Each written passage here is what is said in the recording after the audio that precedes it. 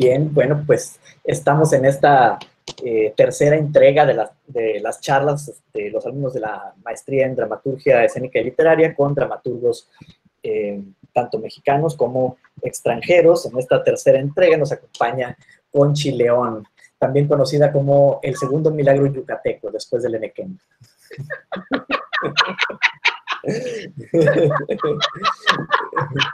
Eso que no te lo oigan aquí, porque ya sabes cómo te la... Sí, ya se te van a... Sí, ya sé que tienes en la misma cantidad que tienes tus fans, tienes tus detractores. Sí, sí. Y bueno, Conchi, pero bueno, eres igual de internacional que el Enequén, eso sí, sus obras se han puesto en muchos lugares, además de México, bueno, pues en Sudamérica, en Estados Unidos, en Europa, y pues es realmente un gusto tenerte y creo que podemos aprender mucho de ti. Yo lo he hecho a lo largo de estos años que llevamos de ser no solamente colegas, sino amigos. He aprendido algunas cosas también de ti, no solamente como persona, sino como dramaturgo. Entonces, muchas gracias, Conchi, por acompañarnos. No, pues muchas gracias a ustedes. La verdad es que para mí siempre es muy apasionante compartir un poco los procesos de la dramaturgia en todos los caminos. Creo que esto nunca se deja como de visitar todo el tiempo y es maravilloso. En mi caso, trabajo algo que por ahí algunos le llaman biodrama, otros dramaturgia testimonial. Por ahí Isabel Castro me decía, no digas que biodrama porque va a decir la Argentina que se lo copiaste, que ella lo inventó primero, porque esto de partir de la vida de alguien, siempre me confundo si era Vivi Telas o... Es Vivi Telas. Lola Arias es su alumna, luego le bajó al marido, se pelearon, y Lola Arias lo rebautizó, y total que traen una bronca ahí, el teatro es muy pasional. Ahorita que me presentó Mario, omitió que fuimos pareja, en Facebook y en la cabeza de mucha gente. La verdad es que la vida nunca, pero lo omitió. Siempre el teatro genera esas pasiones. Entonces, de hecho, yo estuve en Buenos Aires en una residencia artística y estaba anunciado esto del biodrama, y cuando yo vi la descripción me emocioné, y fui a verlo y no entendí nada, no entendí por qué se llamaba, no entendí que la vida de quién se trataba, igual era la vida de algún argentino y por eso no entendí nada. Y entonces dije, no, ¿por qué me dijeron que yo viera esto si no tiene nada que ver con lo que yo hago? ¿No? Después he ido entendiendo otras cosas. A mí me encantaría tomar un curso con Vivi, pero no he podido. Ella estuvo en México dando un curso el año pasado y la gente que ha tomado curso conmigo y con ella me dicen que hay un punto, el punto número 1 de ella es totalmente opuesto al número 1 mío. Y por ahí me gustaría empezar. El punto número 1 de ella es que lo más importante es tu historia. Y si en tu historia vas a hablar de tu mamá, de tu papá, del Che Guevara, y vas a decir algo que va a molestar a los demás, esa es bronca de los demás. Tú vas a hacer tu obra como a ti te dé la gana. Ese transgredir, incluso humanamente, a la persona que te comparte tu historia, no le importa, es más, es parte de. Para mí no.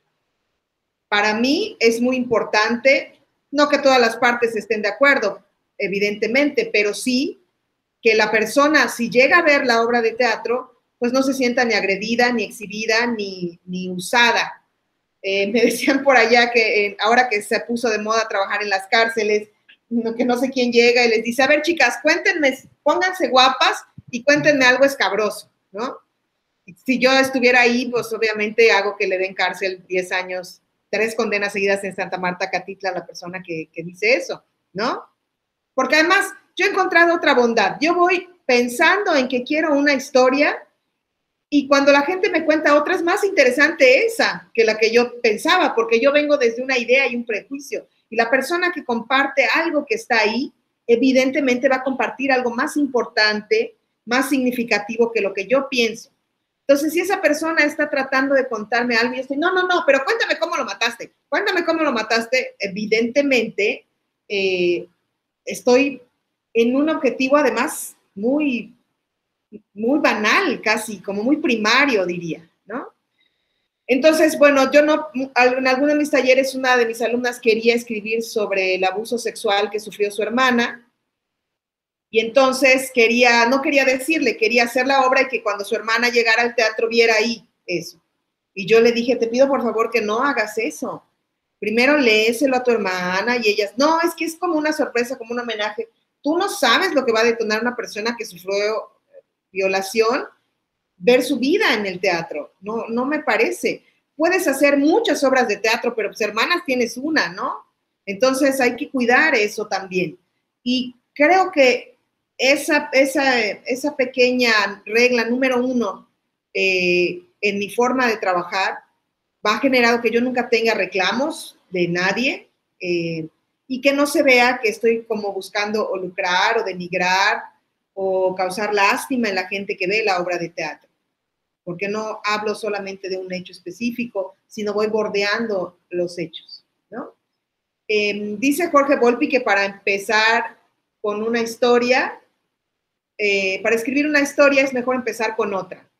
Y a mí eso me encanta, partir de alguna historia que conozco o de algún punto en específico, me encanta, porque me lleva a ciertos lugares que yo no esperaba, ¿no? En este caso en particular, cuando yo empiezo a escribir esta forma, que me dijo por ahí la crítica que mejor le ponga teatro testimonial, a mí no me gusta mucho bautizar la forma que hago teatro, pero sí definitivamente todo lo que escribo es a partir de testimonios, que después yo pongo en un contenedor, le armo un universo y también lo atravieso por la ficción. Y si es algo de Yucatán, también con algo de la magia, el misticismo que he visto yo, ¿no? La primera vez que yo hago esto sucede porque voy pasando por la calle y veo una mestiza, que es como llamamos nosotros a las mujeres indígenas, que tenía su huipil, que es huipil en el resto del país, morena, quemada por el sol de Yucatán, con los dientes de plata y unos lentes de tipo Ray-Ban, como los de Poncharelo, ya me quemé en la edad, como los que usaba Poncharelo, que son esos lentes Ray-Ban tipo bota, que son muy específicos. Y cuando yo veo esa imagen, me parece tremenda. Es muy curioso porque un investigador, cerca de donde vende esa mujer hay un McDonald's, y ven que en todos los McDonald's hay un Ronald McDonald con la mano estirada. Y ese investigador dice que un día pasó y ella estaba sentada comiéndose su hamburguesa con sus lentes Ray-Ban, abrazada por Ronald McDonald.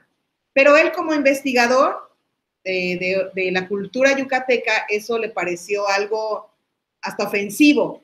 Tomó una foto y la usaba de protector de pantalla en su computadora, ¿no?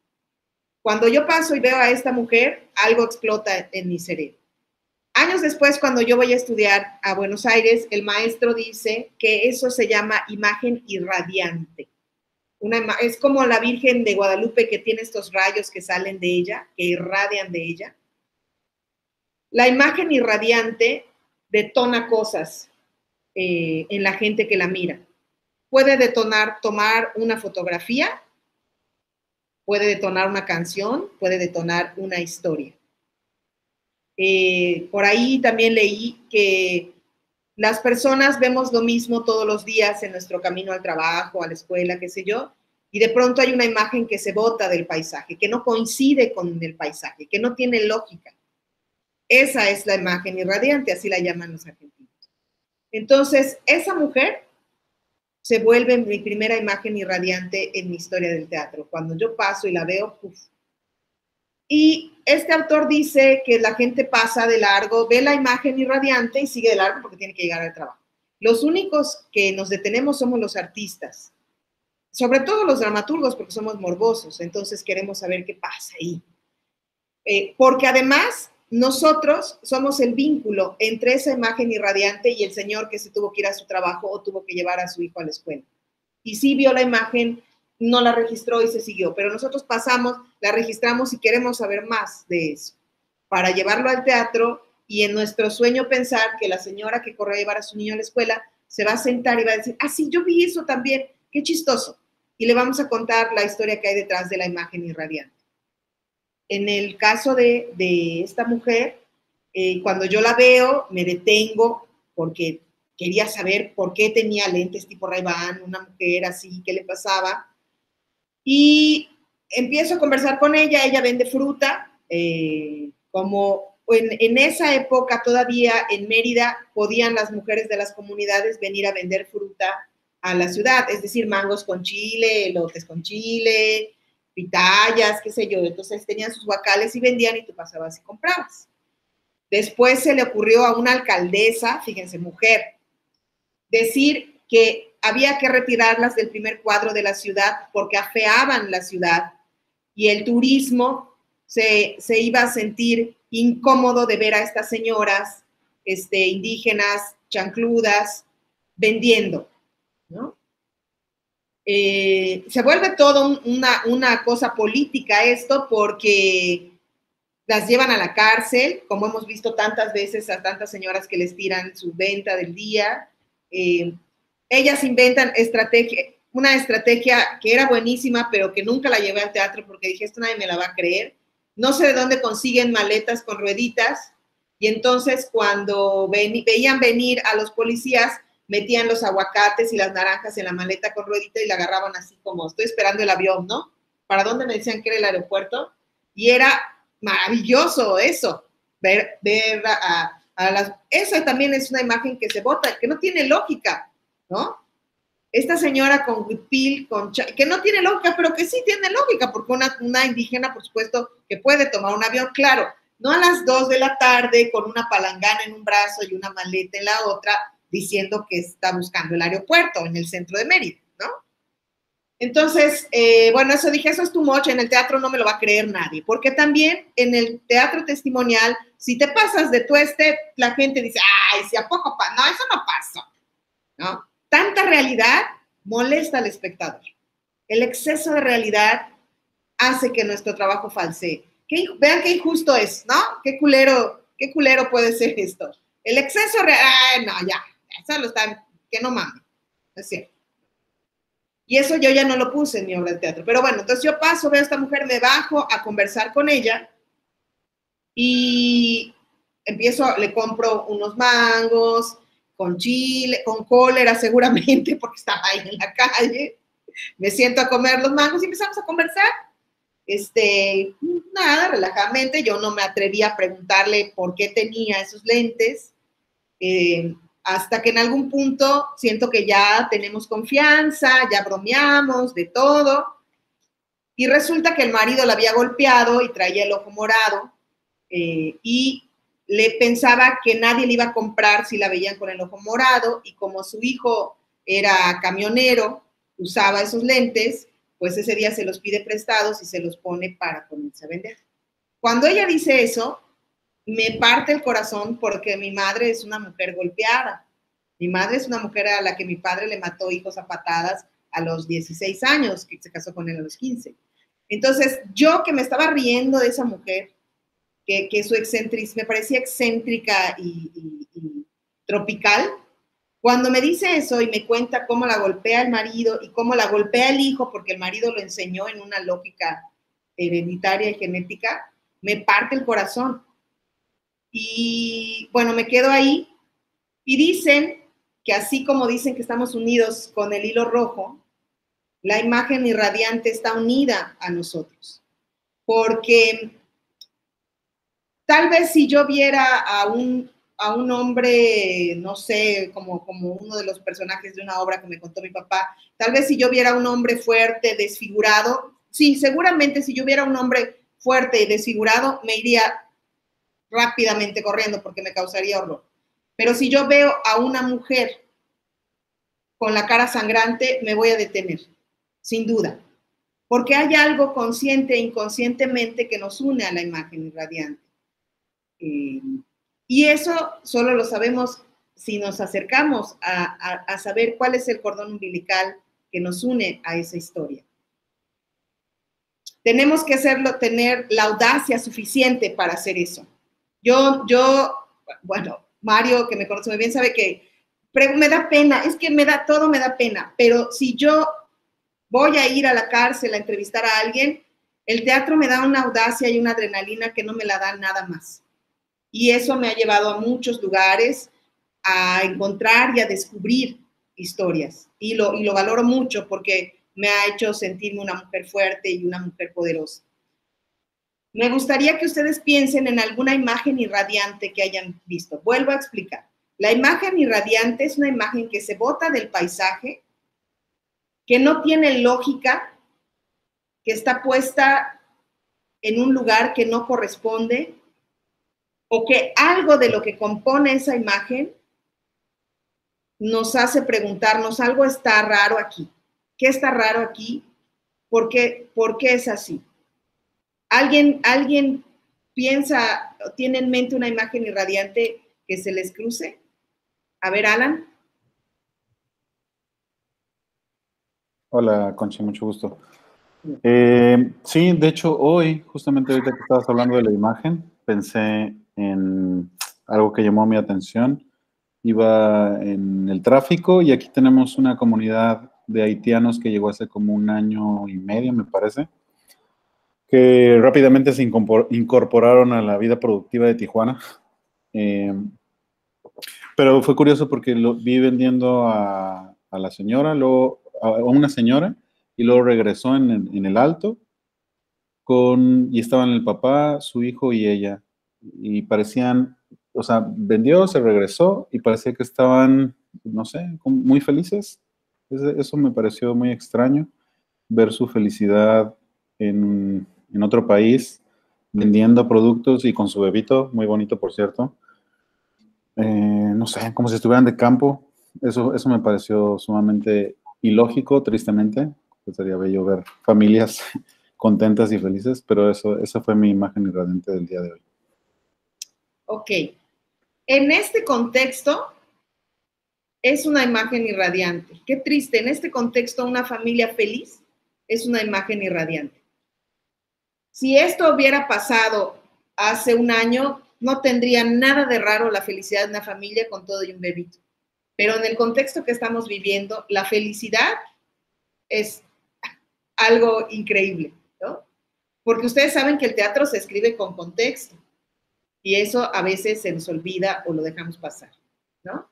Entonces, yo en otro momento te hubiera dicho que no, pero en este contexto sí es una imagen irradiante. Y seguramente te llenaste de preguntas. ¿Por qué están contentos? ¿Qué les pasa? ¿Tienen para comer? ¿Por qué no? Es todas esas preguntas que vinieron a tu cabeza, te las tienes que contestar en el transcurso de escribir tu obra, aún sin que te lo responda esa familia. Porque no necesariamente te van a responder lo que quieres escuchar, como yo les dije al principio, ¿no? Y lo que no te contestan es parte de tu trabajo en términos de ficción o de suspenso. Es decir, no terminar de decir todo lo que rodea esa historia, ¿no? ¿Alguien más tiene alguna imagen irradiante que recuerde?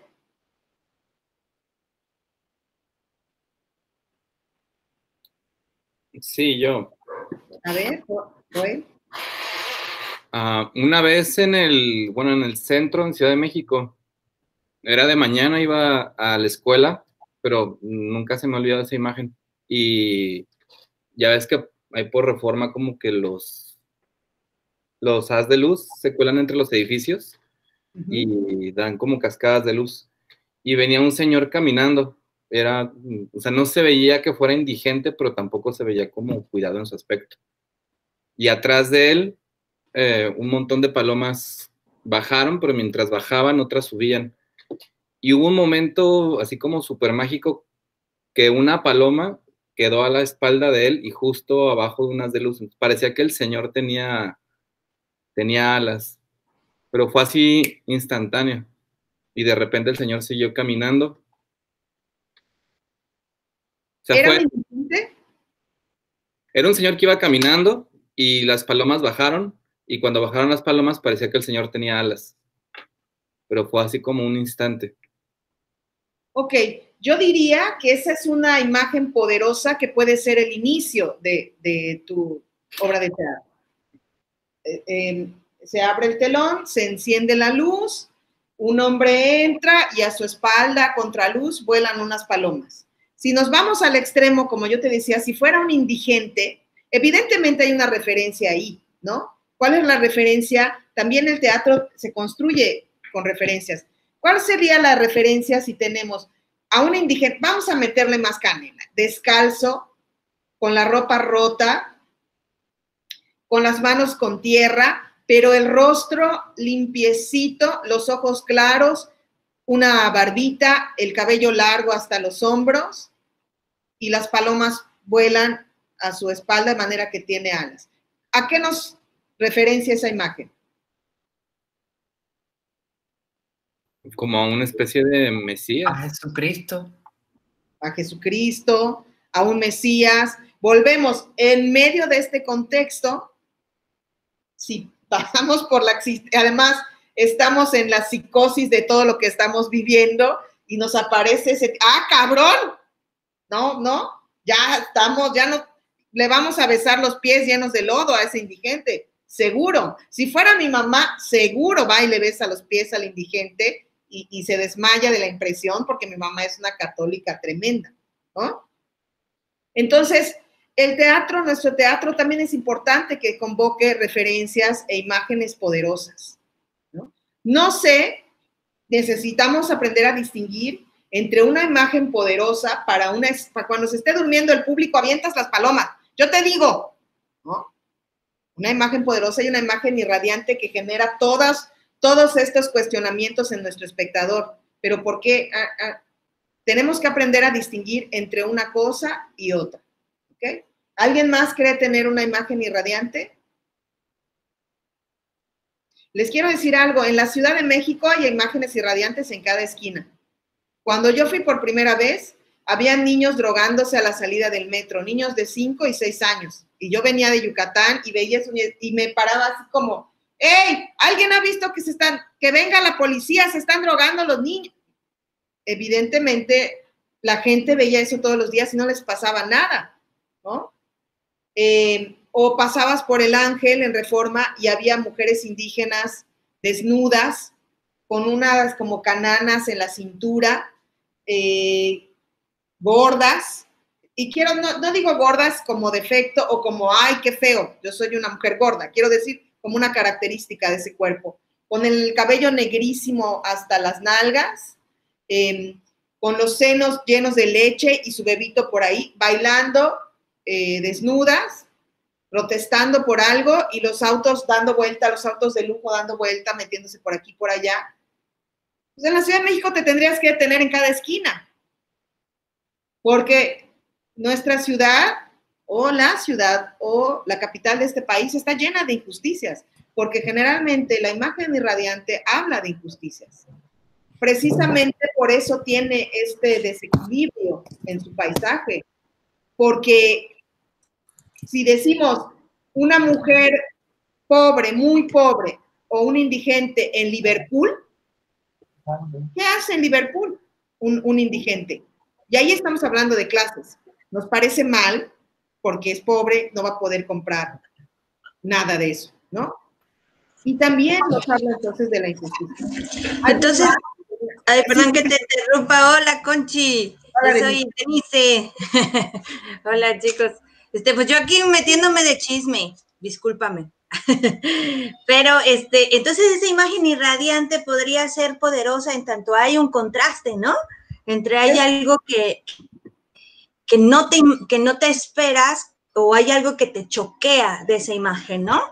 Uh-huh. Yo recuerdo, o sea, primero tenía dos imágenes, una rapidísimo, y que de verdad me causó muchísimo conflicto cuando la viví. Tendría yo alrededor de unos 15 años, 16 años, estaba muy pequeña. Salgo de la casa donde vivía y había una calle que daba a la avenida Tlalpan, allá en la Ciudad de México, y veo en medio de la calle un auto con las puertas delanteras abiertas y en el sillón de atrás 2 niños, como de la edad de 8, 11 años. Estaban sentaditos, un niño y una niña, y se me hizo raro porque el carro efectivamente estaba a la mitad de la calle, o sea, estaba estorbando, o sea, no iba a pasar nadie ahí. Entonces, seguí caminando y al dar la vuelta en Tlalpan, un hombre estaba golpeando a la mujer así, a todo lo que daba con puño duro, y la estaba aventando hacia una reja, ¿no? Y la señora se agarraba de la reja y eso, o sea, para mí fue muy impactante, estaba muy chica y no sabía absolutamente qué hacer. Lo único que fue gritar como loca, grité y grité. Afortunadamente se paró una patrulla, se paró. Yo seguí caminando, obviamente con el llanto a todo lo que da, y seguí caminando porque no recuerdo a dónde iba. Pero lo que yo siempre lamenté, y lamenté horrible, y después me lo imaginaba como, dije, ¿por qué no hice otra cosa? Que a mí lo que más me importaba era que, ¿por qué no me regresé a sentarme con los niños? O sea, para mí era como más, lo que a mí me causó muy conflicto era eso, o sea, ¿por qué no me regresé a tranquilizar a los niños?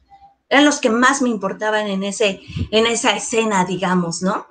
Entonces, también, ¿no? Es como el leitmotiv, se vuelve un leitmotiv en tu vida, ¿no? En tu escritura, o sea, aparecen siempre esos niños que nunca salvaste, ¿no? O que, digo, no iba a salvarlos, ¿no? Pero por lo menos esa inquietud me quedó y se vuelve un leitmotiv, creo, en mi escritura. Por eso no sé si es sumamente irradiante, porque aparece, es como constante. Claro, la imagen irradiante va a estar ahí, también es tu musa, va a estar ahí todo el tiempo, ¿no? A mí me parece fuertísimo eso, un auto a media calle, con las puertas abiertas, con 2 niños chiquitos, pero si vamos a jugar en términos de ficción, puede ser un barco en alta mar con 2 niños chiquitos, solitos, ¿no? Y ya empezamos a jugar con el lenguaje del teatro, con los tiempos del teatro, porque, ojo, también, hay gente que tiene el testimonio y te presenta un ladrillo de 2 horas y dice, pero es que así me lo contó la señora, y cuando yo escuché a la señora, sí, mi vida, pero el tiempo, el ritmo del teatro es uno y el ritmo de la vida es otro. Tú puedes pasarte horas tomándote una cerveza, un café o un chocolate, lo que quieras, escuchando a tu mamá y a sus vecinas, pero en el teatro tenemos una hora básica y nuestro trabajo es hacer síntesis, es cortar y es saber cómo organizar nuestro rompecabezas, ¿no? Y eso también se nos olvida, que el teatro tiene sus códigos. Creemos que, ya tengo mi testimonio, ya me chingué a todos, voy a hacer mi super obra testimonial. Y no es así. No es suficiente. No basta con eso. Aunque se las haya dado el asesino serial y les haya dado todos sus secretos, no funciona. Porque traicionamos los códigos del teatro. Y eso es importante saber. El tiempo y el ritmo y la vida del teatro, que es muy diferente al tiempo y al ritmo de la vida, ¿no? Entonces, me parece, sí, que ahí tenías 2 imágenes. Una que era la de los niños y que puedes partir de muchos lados. Además, siempre el testimonio es un punto de partida. Puedes partir de lo que tú te imaginas que dirían esos 2 niños ahí adentro, de un tercer espectador que está mirando eso, de otro auto que llega de frente y no puede cruzar. Justo eso tiene la imagen irradiante, que es una fuente de inspiración desde dónde voy a agarrar para contar esta historia, como el director de cine, ¿no? Aquí voy a enfocar mi historia. Y a veces pasa que no sabemos dónde enfocar la historia y se vuelve un desmadre y nos enojamos porque es de la vida real, sí, pero eso le sirve a Silvia Pinal en su programa, no nos sirve a nosotros en el teatro, ¿no? Entonces, a mí me encanta esa imagen, evidentemente son imágenes que hablan por sí mismas, 2 niños abandonados ahí, y bueno, la señora golpeando, el hombre golpeando a la señora. Te iba yo a decir, claro, eso hace 20 años, pero sin duda alguna, si pasas por la calle hoy, vas a seguir encontrando señores madreándose señoras, ¿no? Pero tú vas a tener que decidir, ojo también, porque tenemos... Gracias, me bajaste la edad. Hace 20 años. Hace como 40 años. Ustedes tienen que decidir, ¿de qué voy a hablar? ¿De los niños o de la señora? Porque luego queremos hablar de todo y aquello se vuelve un desmadre y una mezcolanza que no lleva a ningún lado. Entonces, en el teatro hay que tomar decisiones. Siempre se los digo a mis alumnos, hay que tomar una decisión radical. No me puedes hablar, no me vas a contar 5 imágenes irradiantes, no hay tiempo. Elige una, porque elegimos a nuestros actores, elegimos al escenógrafo, elegimos el teatro, elegimos... Entonces, así también vamos a elegir de qué vamos a hablar en la historia. No puede ser de todo, ¿ok? ¿Alguien más? Hola, Andrea. Miren, por ella me dejó Mario Cantuya. Tiene de chismosa también, sorry. No, bienvenida, bienvenida. ¿Alguien más tiene Yelena. Yo, Yelina? pues aquí en Tijuana también las imágenes irradiantes pululan por todas partes y pues ha habido 2 más recientes que todavía no las he podido superar. No sé si son irradiantes o son traumas míos, pero no lo puedo superar. La más reciente, pues yo venía del mercado, a donde único salgo. Entonces, de repente, en un lugar muy concurrido, en una avenida de aquí, la avenida del Paseo de los Héroes, pues hay un montón de gente y de repente pues viene una persona, una mujer, se quita la blusa, hace mucho calor ahorita aquí, está seco y esto es un lío, se quita la blusa y se la puso en la cabeza, pero se veía que ella estaba pues en su mundo totalmente. Entonces yo casualmente traigo una bolsita de unos vestiditos que me pasó una amiga y yo agarré así el primer vestidito, o sea, agarré y le gritaba. Las personas en la calle también trataron de llamarle la atención y ella totalmente en su mundo nunca se enteró de que, o sea, me di vuelta en U, hice casi de todo para que nada, ella solamente en su mundo. Y todavía pienso en ella. Ella estaba, o sea, desnuda de la cintura para arriba y era como una cosa surrealista, como o sea, cuando yo vi que se quitó la blusa, mi expresión fue así, ¡ah! De que, o sea, impactada, porque pues en mis pesadillas yo estoy desnuda delante de la gente. Y para mí sí fue impactante eso, ¿no? Digo, en el teatro lo puedo hacer, pero en la vida real, como usted dice, pues eso es otro boleto, ¿no? Esa fue la más reciente. Y la otra fue que venía ya de noche de un lugar con mi familia y veo pasar a una señora descalza con una niña como de la edad de mi hija, por eso me impactó tanto. Y pues aquí por las noches casi siempre hace frío, sobre todo por allá por Rosarito, y la niña traía los zapatos de la señora. Yo veía que sus zapatos eran grandes como de la señora y la señora no traía zapatos y pues traía una mochilita y las dos así como pues se veía, ¿no? La situación y a mí eso me generó muchas preguntas. ¿Por qué no tiene zapatos la niña? ¿Dónde la encontró? ¿Dónde estaba esa niña? ¿Por qué si es de ella sí tiene el valor para darle los zapatos? No sé, muchas cosas. Y pues esas son así y no lo pude superar y ya pasó tiempito. Ok, no, a mí me parece, si yo tuviera que escribir una obra, elegiría a la señora con la niña y con los zapatos y tal vez jugaría la ficción que la señora trae los zapatos de la niña y los va rompiendo en el camino. En el teatro todo es signo y todo habla.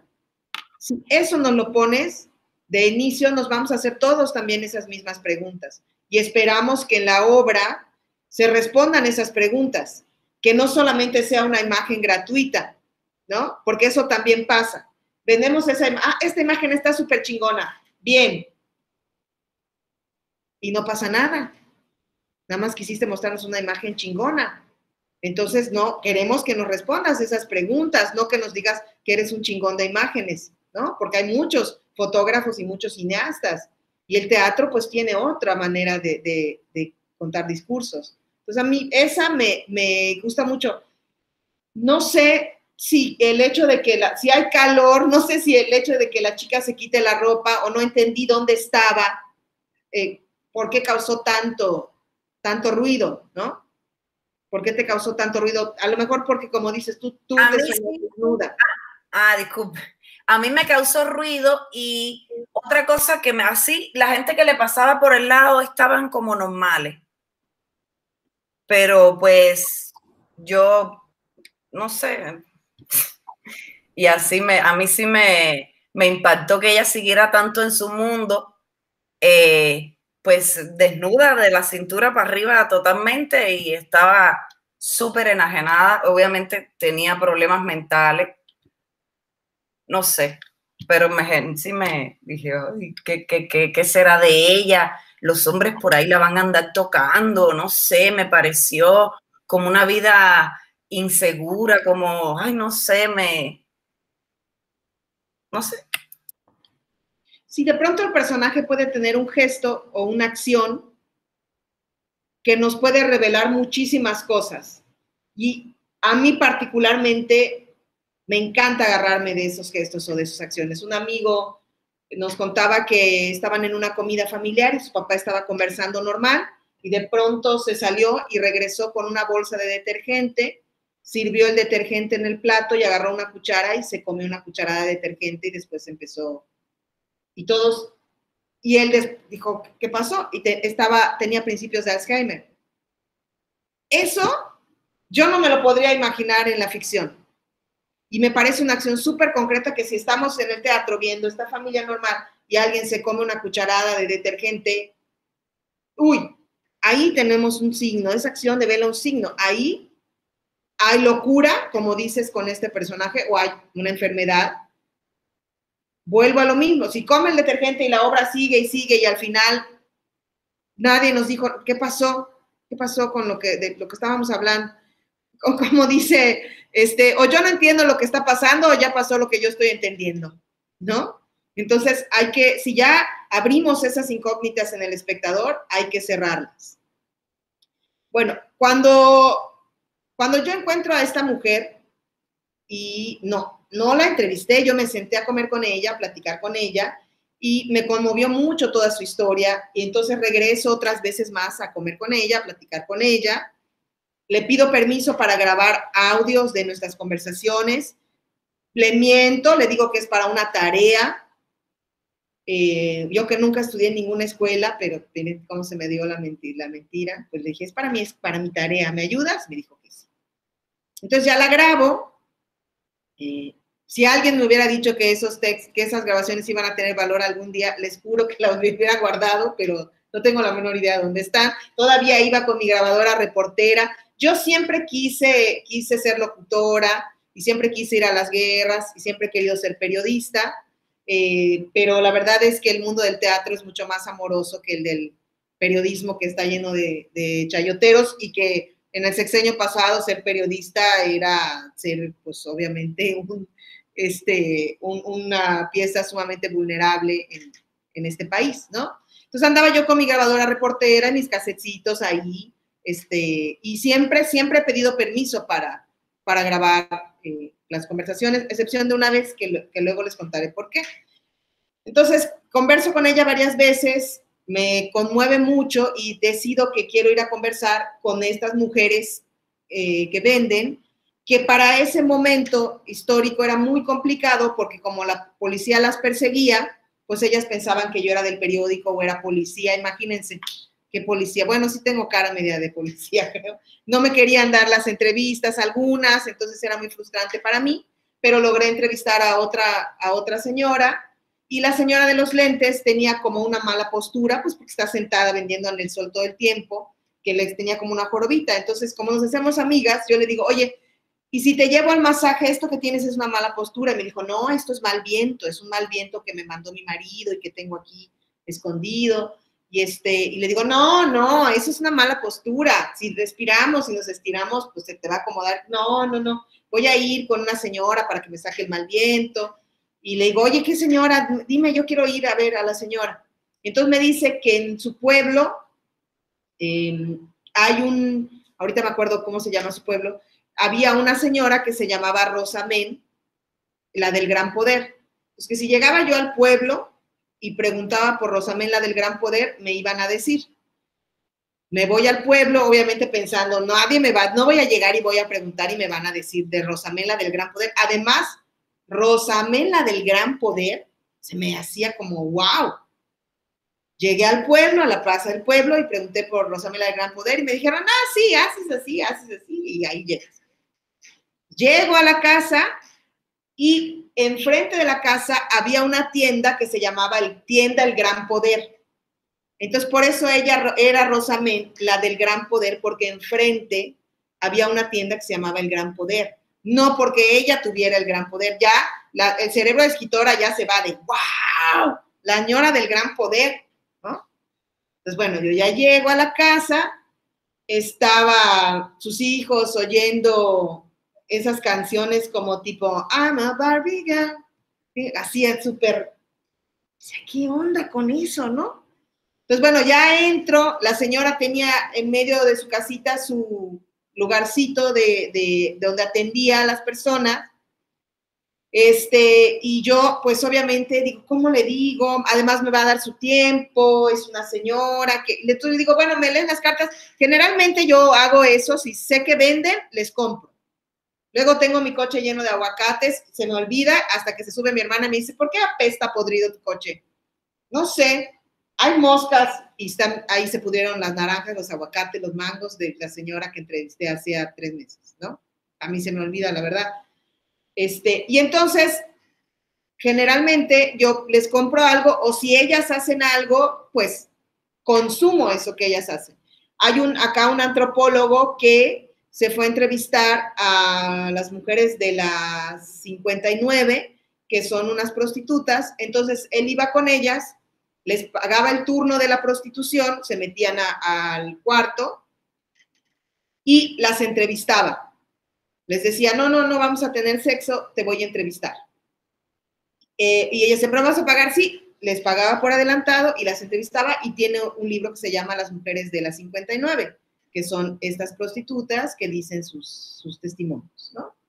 Cosa que a mí me parece bien, porque está trabajando la señora, no le vas a quitar ahí su tiempo. Entonces yo entro con esta señora, le digo que me lea las cartas, que cuánto me iba a cobrar, y sí, muy bien. Entonces me empieza a leer las cartas con la música esa noventera ahí de fondo de Punchis Punchis, medio oía yo, se metía en mi grabación y yo estaba furiosa de que pinches canciones en mi puta grabación, no voy a entender nada, pero bueno, así eran las circunstancias.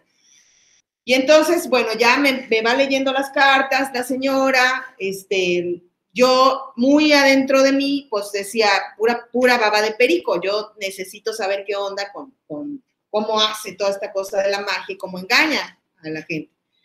Y entonces, de pronto me dice, ¿hay enfermedad? No. Yo, no, y me río porque digo, está loca, está inventando, yo ni enferma estoy. Me dice, bueno, porque todo el dinero se va en unas pastillas, en pastillas. Y entonces yo me pongo a llorar porque yo estaba tomando unas pastillas para bajar de peso que me costaban carísimas, que el doctor decía que no, pero seguro eran anfetaminas. Entonces digo, cabrón, pues no es tan pendeja, la bruja sí le sabe, ¿no? Y entonces ahí toda ese prejuicio y esa un poco burla con la que yo miraba a esa mujer se transforma y la empiezo a escuchar con más seriedad. Y nos conectamos desde otro lugar, porque al principio era evidente que yo estaba ahí como, a ver, sorpréndeme, ¿no? Y ya me lee las cartas, me dice algunas cosas, y después me empieza a contar ella misma sobre el tema del viento, que el mal viento, que decimos que es como un viento que ella manda, ella puede mandar, ella puede hacer maldad. Me decía, por ejemplo, tú tienes que ver una persona que te está haciendo daño, que lo que más quiere es su milpa, le vas a mandar un mal viento en forma de remolino, le destruye su milpa, ¿a quién van a meter a la cárcel? ¿Al viento? Y se aventaba unas carcajadas así, espectaculares. Y yo luego le decía, ¿pero de dónde sacas el viento? Entonces me decía, el último aliento de una gallina degollada, ese poquito de viento de su aliento de muerte te va a servir. Y entonces cuando me dice una gallina degollada, el último aliento de su muerte, obviamente empiezo yo a conectar con imágenes y con cosas que son fuertísimas para mí. Y bueno, yo ya tengo ese testimonio y armo mi obrita, que después tiene una muy buena recepción, y me dicen, sí, es que nunca está perdido aquello de si quieres ser universal, habla de tu aldea. Pero yo he aprendido que nuestra aldea no solamente es el lugar donde vivimos, nuestra aldea somos nosotros también, con nuestros miedos, con nuestros odios, con nuestros amores, con nuestra locura, y eso permea también nuestra escritura. Aunque parezca que no, aunque no esté la voz de autor, está permeado ahí con nuestra escritura. Si ustedes piensan, Yelina ya dijo que en su imagen irradiante, esta mujer que se desnuda le afecta porque ella se sueña desnuda. Denise, ¿por qué a ti, aun siendo una niña, te afectó ver a dos niños solos? ¿Qué parte de tu historia crees que toca eso? Pues evidentemente mi historia familiar, ¿no? Sí, sí hubo violencia y yo la recuerdo pues de esa edad, ¿no? A los 6 años más o menos. Fue cuando se divorciaron mis padres. Ajá. Dos niños abandonados, eso pasa generalmente en la mente de un niño cuando viene el divorcio. Tiene que lidiar con ese tema del abandono, ¿no? Entonces es cierto que la imagen irradiante nos habla por algo personal. Ya ven esto que Jimena Escalante llama la huella de dolor del personaje, que dice que todos los personajes deben estar atravesados por una huella de dolor y por eso reaccionan de una manera u otra. Yo creo que la huella de dolor también se traduce a algo más, es decir, digamos en mi caso, la violencia que vivió mi mamá, en mi caso se tradujo a siempre huir. Yo siempre huyo y eso es algo con lo que trabajo, se convirtió en ira y es algo con lo que trabajo también todo el tiempo. Entonces, alguien me decía por allá, yo no tengo ninguna huella de dolor, he sido muy feliz siempre. Y yo me pregunto, ¿será? Pero por eso los personajes no tienen fondo. Hay muchas maneras de llamar la huella de dolor, ¿no? Jimena le llama así y a mí me gusta esa imagen de la huella de dolor. Y yo creo que esa huella de dolor es la que nos conecta con la imagen irradiante que se bota del paisaje. Piénsenlo. Mario, ¿tú quieres decir algo? Sí, que son cosas que se repiten desde muchos lados, ¿no? O sea, desde la actuación, Mikhail Chekhov decía que todo personaje está en busca de algo que perdió, lo sepa o no lo sepa. Y es precisamente esa huella de dolor o como le llamemos, ¿no? Teníamos a Diego Aramburu al principio que nos hablaba de nuestras obsesiones personales, que son estas mismas cosas. Trabajas desde la imagen, desde estas imágenes irradiantes. César Enríquez la semana pasada decía que él trabaja desde el delirio, ¿no? Que sus personajes viven un delirio, ¿no? Y que en ese delirio obviamente hay algo también de dolor y esto, ¿no? O sea, digo, son muchas maneras, creo yo, de entender lo mismo. Claro, y cada quien decide con cuál se identifica y hacia cuál se quiere ir, como yo les decía en el caso de Vivi, que dice, a ti que no te importe nadie, tú haz tu obra. Yo no estoy de acuerdo, pero no voy a ir a cambiarle a la Argentina, una de las argentinas más importantes en el teatro, decirle, no, esa es mi forma y punto. Y esa es la que a mí me gusta compartir, ¿no? Bueno, con esta mujer y con estas 3 mujeres que yo entrevisto, después cuando voy bajando las entrevistas me voy dando cuenta que la manera en la que las educan, la manera en la que las trataban, que solamente estudiaron hasta segundo de primaria, porque además yo les decía, ¿por qué? Porque solo eso había, hasta allá llegaba, ¿no? Sin mayor cosa de no, porque mi mamá, no, hasta allá llegaba, segundo de primaria y se gastó, ¿no? Mi mamá llegó a segundo de primaria, mi abuela llegó a segundo de primaria, entonces empiezo a ver que se toca con la historia de mi mamá, de mi abuela, de alguna de mis hermanas, este hecho de que si no sabían echar las tortillas, les quemaban la mano en el comal, y entonces aprendían rapidísimo para que no se los volvieran a hacer. Eso se lo hicieron a mi abuela y se lo hicieron a mi mamá también. Y entonces decido también poner parte de la historia de mi mamá y de mi abuela en esa obra de teatro. y establecer algunos hilos de ficción que acompañen la obra y se traduce esa excentricidad de llegar a la casa y estar escuchando un punchis punchis, se traduce en la puesta en escena, que cuando entra la mestiza con los Ray-Ban está Freddie Mercury ahí como fondo de canción. Digo, además era mi obra, yo la escribía, la dirigía, la producía, la actuaba, podía poner la pinche canción que me diera mi perra gana, ¿no? Nada de licencia poética, era lo que me diera mi perra gana. Entonces, creo que siempre estoy como buscando esas otras cosas externas que alimentan la obra de teatro. Como les digo, una vez que está el testimonio y haces el vaciado y empiezas a encontrar referentes. A mí alguna vez me dijeron que Margarita Sanz decía que se le aparecían sus personajes en el súper. Y esa vieja está loca, hasta que se me empezaron a aparecer a mí y me empezaron a aparecer signos, ¿no? Una vez lo platicamos con Mario y me decía, bueno, eso no es tan bonito si piensas que muchos de mis personajes son mujeres locas. Le decía, no, pues sí está cabrón, ¿no? Entonces, bueno, nos reíamos mucho de eso. Pero yo también he descubierto que cuando en el teatro tú sales a buscar algo, ese algo que tú estás buscando te encuentra antes y te pega de una manera que tú tienes que saber cómo acompañar y cómo abrazar en tu historia. Cuando yo empiezo yo ni sabía para dónde iba, solamente tenía el recuerdo de que a mí me dio varicela de grande. Ya ven que la varicela de niños, pues te salen 3 granitos y a los 2 días te curas. La varicela de grande es terrible. Y a mí me dio de grande la varicela y me dio brutal. Tenía esas pústulas en los ojos, en los oídos, en la planta de los pies no podía caminar, en la cabeza, si me pasaba la mano sentía, y pues era brutal, pero el médico había dicho que no me debía bañar porque se iban a infectar. Con el calor de Mérida, con todo el pus y sin bañarme, bueno, aquello era horrible, y además con temperatura y no sé qué. Vivía yo con mi pareja en ese tiempo, y venía a ver a mi mamá los domingos.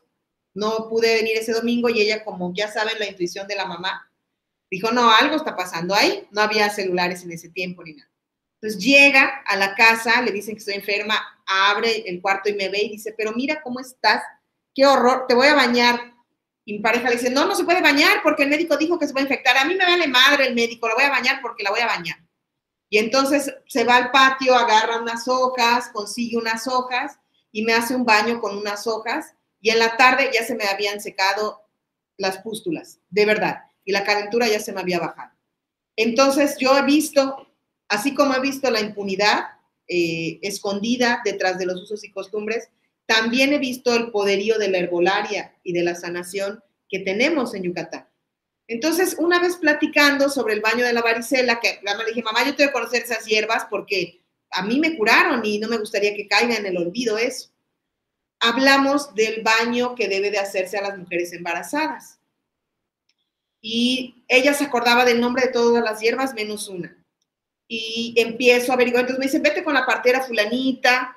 Entonces me voy con la partera fulanita y me cuenta las hierbas y me dice que si no quería yo saber del amarre, con un amarre que hacen con un rebozo después del parto, porque me explicaba que cuando una mujer pare se abren muchas cosas de su cuerpo y hay que cerrarla.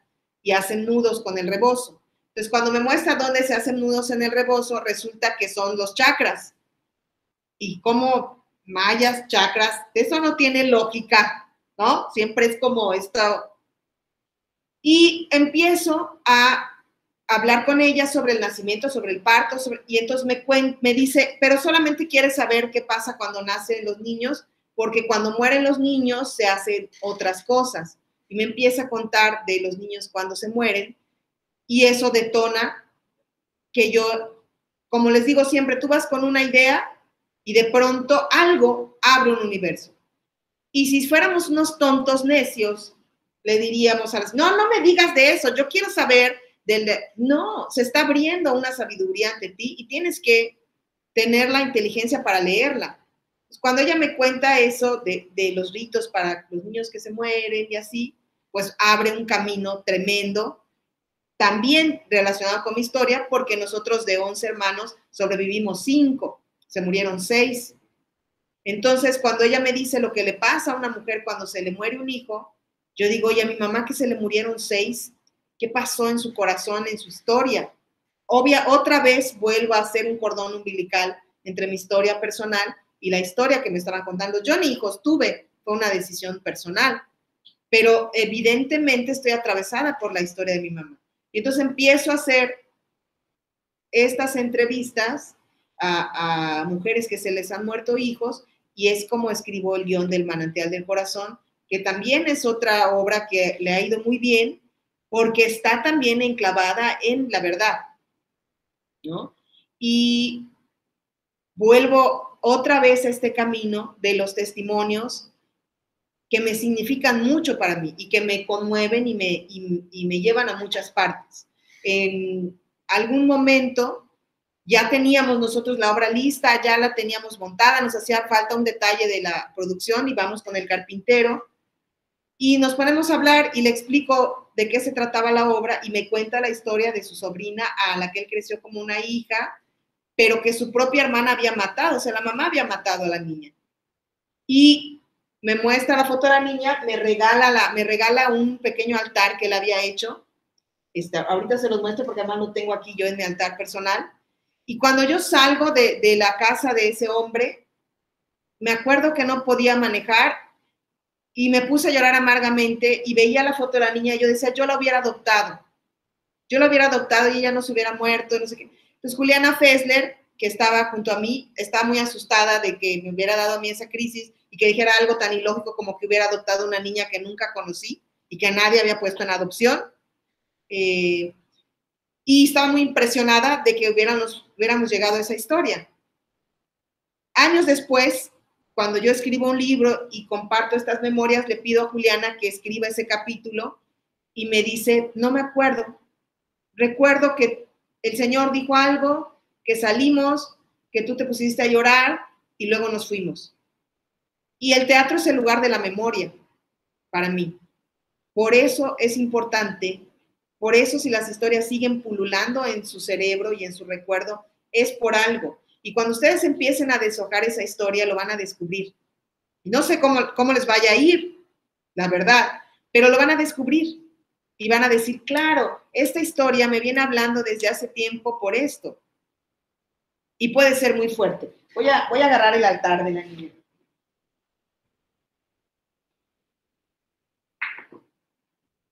A ver si lo podemos ver.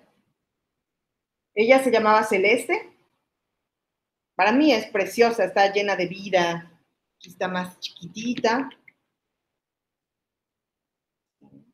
Este altar lo hizo su tío, esta pequeña ofrenda, y me lo regaló. Para mí, se me pone la piel chinita, es una responsabilidad muy grande, porque es el recuerdo que él tiene de la niña, ¿no? Yo tengo un screenshot y voy a digitalizar esto en algún momento, porque obviamente se está borrando con el tiempo. Y ese es nuestro trabajo, que esas historias no se borren y no caigan en la impunidad.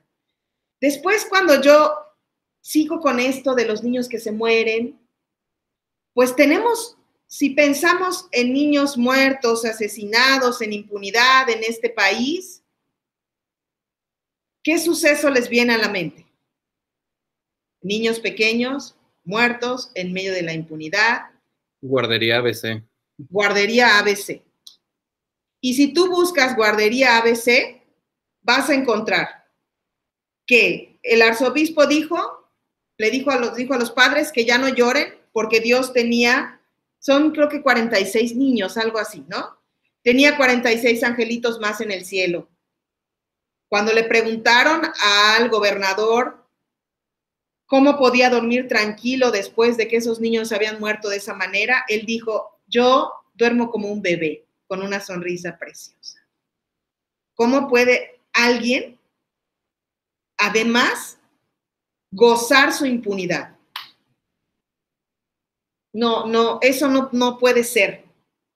Por eso, para mí sí es una responsabilidad. Y cada vez que yo hago esa obra, comparto la historia de Celeste después y repito las palabras tanto del arzobispo como del gobernador, de cómo era posible que dijera algo así, ¿no? Pero cuando yo llego a la historia de Celeste, me llega una depresión total. Por esto que les digo, tú sales a buscar y vas bien chingón. Y cuando lo encuentras, chinga, te pega y te tira. ¿Y qué haces con eso? También tenemos que ser bien honestos porque para mí es importante vivir una etapa de distanciamiento cuando son historias personales. Porque si todavía sigo llorando, me sigue doliendo, no puedo ni decirlo bien porque estoy mal, todavía estoy demasiado tocada por mi propia historia. Y no he tenido un distanciamiento que me permita ser crítico y tener lucidez con lo que quiero contar. Una vez en Aguascalientes estaba con varios, con el Mosco, que además el Mosco es un pan sin orillas, todavía dijéramos nosotros, pero el Mosco es un pan sin orillas. Y con otros compañeros, re lindos, maravillosos. Y una chica hacía un monólogo donde ella denunciaba que a su hermana dijeron que se suicidó, pero ella decía que a su hermana la había matado el marido a golpes y había disfrazado todo de suicidio. Hasta ahí, y a mí cuando me dijeron que era testimonio, yo estaba en primera fila con estos compañeros de teatro y además un feminicidio. Dije, de aquí vamos a salir a plantarnos al Palacio Municipal, a pedir que revisen el caso. Empieza, y después la chica empieza a decir que los culpables son todos los hombres, porque todos los hombres son malos, todos los hombres son violadores, todos los hombres son golpeadores. Y lo voy a decir como es, y junto a mí tenía un actor jotito, con su bolsita. Cuando dicen que todos son violentadores y golpeadores, el pobre se hacía cada vez chiquito y dice, yo no, ¿no? Yo hasta traigo mi bolsita, ¿cómo le voy a ir a pegar a una señora? Entonces, cuando esa particularidad insiste en convertirnos a huevo a todos en el todo, te desconectas. Entonces empieza a decir que las mujeres no podemos usar falda corta, no podemos hacer este gesto porque es la vagina, y para mí esto es las toallas sanitarias, no me acuerdo cómo se llamaba porque así salía en la televisión en aquel anuncio. Zapa. No hagan así porque nos han prohibido mostrar la vagina. Y yo no voy a hacer así porque le voy a estar haciendo publicidad a las toallas Saba, ¿no? Entonces empieza a gritarnos, todos son los asesinos de mi hermana, a regañarnos, a decirnos que todos los hombres son asesinos. Entonces empezamos a mirar al cielo, a ver a qué hora termina esta madre, a ver si no me ha llegado un WhatsApp, y ¡paz! Nos desconectamos, nos regañó, nos gritoteó, se ahogó en su llanto y logró todo lo contrario de lo que para mí debería de encontrar esa obra de teatro. Porque nos está culpando, hay otra manera de hacernos sentir culpables a todos, aunque no creo que el teatro sea para eso, para aventarnos culpas todos contra todos. Entonces, para mí, ella no había vivido un proceso de distanciamiento de esa historia. Y entonces, también hay quien usa esas historias para seguir poniéndose el dedo en la llaga, el dedo en la llaga, el dedo en la llaga, y seguir diciendo, mira cómo sufro. Y eso no sirve. Automáticamente el espectador se desconecta. Toda esa situación lastimera, culposa, de purga personal, hace que el espectador se desconecte. ¡Ay, mira eso! Oye, ¿no cae frío? Digo, ¿no cae calor? ¿No tienes calor? Bueno, entonces cuiden no regañar a sus espectadores y no culparlos de todas estas injusticias que pasamos y vivimos todos los días. Y cuando encuentren o la historia se mueva, aprendan a moverse hacia allá, a soltar lo que buscaban y a aceptar lo que se abrió para ustedes. Porque si no, es una falta de visión. Y la otra historia la guardamos, llegará su momento, llegará su tiempo y su momento.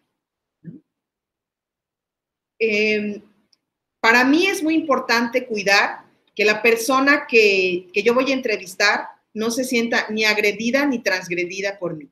Mucha gente, antes, ahora ya no, la verdad es que creo que porque les hablo feo cuando lo hacen, me mandaban las preguntas de sus entrevistas. Oye, ¿tú qué entrevistas? Mira, te mando estas preguntas y me dices si están bien o no. Voy a entrevistar a la gente gay. ¿A ti te violaron de niño? ¿Cómo te volviste gay? Obviamente me enoja mucho eso. No, ¿cómo son tus cuestionarios? Jamás llevo un cuestionario. Esa es mi metodología. Yo no llevo un cuestionario. Yo voy a comer, a tomar un café, un chocolate, un elote, unas mandarinas con chile y platicamos. Claro, si es una persona que yo sé que ha vivido violencia, yo traigo un bagaje de violencia personal y sé de lo que vamos a hablar. Si es una persona que ha vivido en una comunidad como mi abuela, como mi mamá, sé de qué me está hablando esa persona. De pronto hago trampas y voy a comprar las hierbas para el mal viento, para bañarse contra el mal viento. No compro una hierba y entonces la señora me dice, ¿y tal hierba no la vas a llevar? No te lo dijeron bien. Mira, tienes que usar esta hierba porque entonces pasa esto y tal. Y ya me cuenta. Tengo como otras estrategias, pero no un cuestionario invasivo o agresivo para la otra persona. Entonces, cuando me comparten eso, a mí me desagrada mucho y yo, en mi forma, no uso nada de eso. En una de mis obras cuento la historia de un tipo que perdió los brazos en un accidente en el que su papá estaba borracho y él cae en las líneas del tren y pierde los brazos. O sea, le amputan las muñecas, pero como no lo atienden bien, después hay que amputar hasta los hombros. Pero yo cuento esa historia en la obra y, pues ya saben, algunos críticos decían, no, es que qué bárbara, inventa personajes de los olvidados, tiene una imaginación muy... Pero es que sí es real. Yo me empeciné en demostrar que eso era real. Y entonces me entero que el señor había muerto y que su viuda pues estaba como tratando de preservar la historia del señor. Y me digo, pues voy a casa de la señora y voy a conseguir la fotografía. Entonces llego a casa de la señora, de la viuda, de este hombre, que además, con toda la crueldad del mundo, no tenía brazos y le decían el pulpo, imagínense. Llego a su casa, sus hijos no me querían dejar pasar. Yo tengo una columna en un periódico local, una columnucha, pero que no me pagan, pero que mantengo viva porque puedo decir soy periodista para cuando lo necesito. En el teatro necesitamos tener amigos y necesitamos tener ciertas cosas que nos ayuden, ¿no? Entonces, esa columna la mantengo viva por eso, porque digo, voy a escribir para mi columna y eso abre muchos caminos. Entonces llego con la señora, los hijos me dicen que no, que la señora está deprimida, la señora escucha que la están buscando y dice, a ver, déjame, y me deja pasar. Entonces yo le explico, mire, yo soy periodista y quisiera escribir una nota sobre su marido. Entonces la señora me cuenta la historia del hombre, que es una historia tremenda, y bueno, yo la grabo. Y la señora me abre su corazón, llora y me cuenta, había enviudado hace poquito, y yo no tengo corazón para pedirle la foto de su marido. O sea, ¿cómo iba a decirle, oiga, señora, es una foto de su marido sin brazos para que mi obra de teatro me crean esos cabrones que no me creen? Pues, obviamente no puedes decir algo así, ni le puedes pedir la foto, porque no es un animal de circo el señor para exhibirlo. Entonces, me conversa, hablo con ella, por supuesto que hago una nota, y cuando ya me despido de la señora, ella me dice, ¿no quiere una foto? Y para mí, wow, se abre el universo y le digo que sí, intercambiamos WhatsApp y me manda como 3 fotos del pulpo, y yo en algún momento la comparto en mi obra de teatro, pero la gente dice, ay, es un Photoshop, ¿no? Y yo me di cuenta que la verdad siempre tiene las orillas despedazadas. Entonces, el teatro no necesita verdad, ¿no? A mí me gustan más los recuerdos porque los recuerdos son como cada quien los tiene.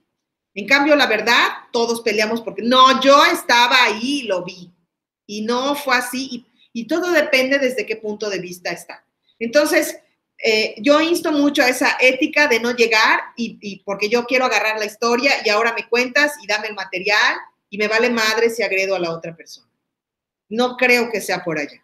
Al menos yo nunca he hecho algo así. Bueno, después de estos trabajos, un día me invitan a mí a trabajar en las cárceles, en una cárcel en Mérida. Yo pensé que me iban a poner a trabajar con las mujeres.